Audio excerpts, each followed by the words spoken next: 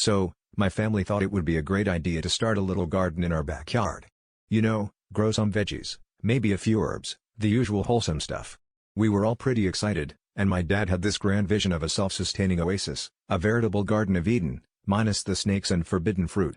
My mom, armed with her internet research, decided to order a variety pack of seeds from a website that promised an exotic assortment. We figured it would be a fun surprise to see what we got. Fast forward a few weeks, and our garden was thriving.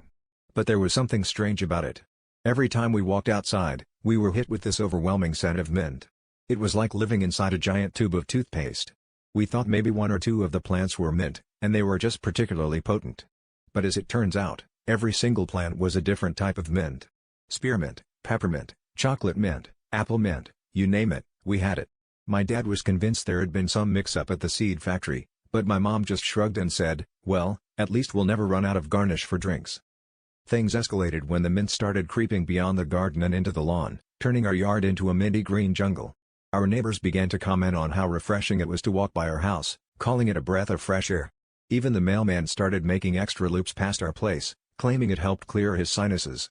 My brother, ever the entrepreneur, tried to capitalize on the situation by distilling our mint into essential oils. He made a small fortune selling bottles labeled Essence of Freshness at the local farmer's market.